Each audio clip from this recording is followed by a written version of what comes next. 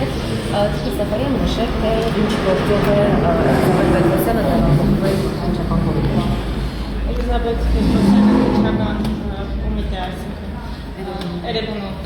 քննչական բաժինի արվել է հարձակումության, վկայի դատավարական կազմակերպության որի նախորդել է Վերջինստանը իրականացված խոզարկությունը բարեկամություն։ Ինչպես։ Ինչ խոզարկություն։ Խոզարկություն քննչական գործողություն է կատարվել, որի արդյունքում հիմա եկել է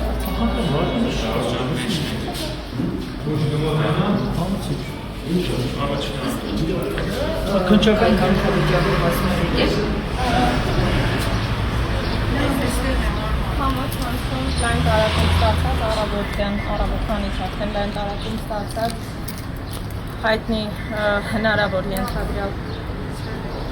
ահաբեկչության կազմակերպման և իշխանություն զավթելու հետ կապված Սրբազան շարժման առաջնորդ կադրել Սրբազանի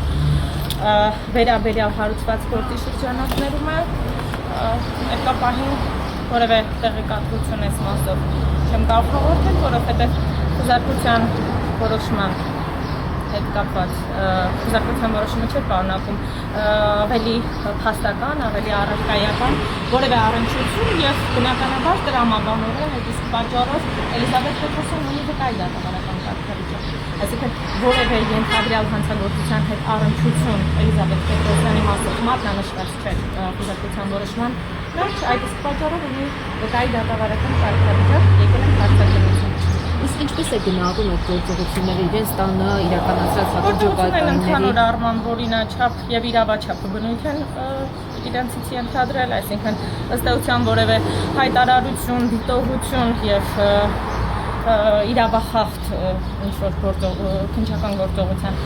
պրոցեսի ընթացքի հետ կապված չեմ կարող նշել, քանի որ դրանք օրինաչափ ձևով են ընթացել։ Շատ լավ, այդ բանն է ոչ ըստ էության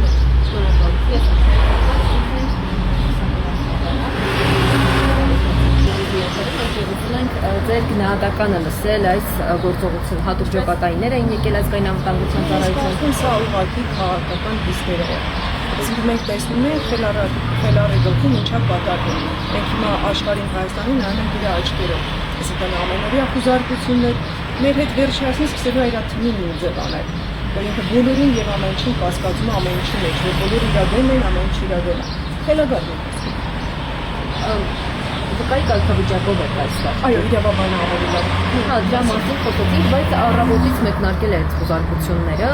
ընդհանուրս իրավիճակին կարող եք գնահատական տալ։ Այս բանը դեռ չեմ կարող, որովհետև լիարժեք ինֆորմացիային դաշտում ինչ է կատարվում չեմ տիրապետում, հեռախոսս արգրավել է, համար մի քիչ աշխատից կտրված եմ այս բանը։ Իսկ հարցրեցիք թույլտվություն ունեին ձեր հեռախոսը արգրավելու եւ են վերադարձել։ Վերեցին որոշում, դատարանի որոշում էր կարծեմ, որում գրված էր այդ ամեն ինչը, որ ինչ-որ խոզարկություններ եւ այլն հեռախոսս մի անգամից արգրավեցին։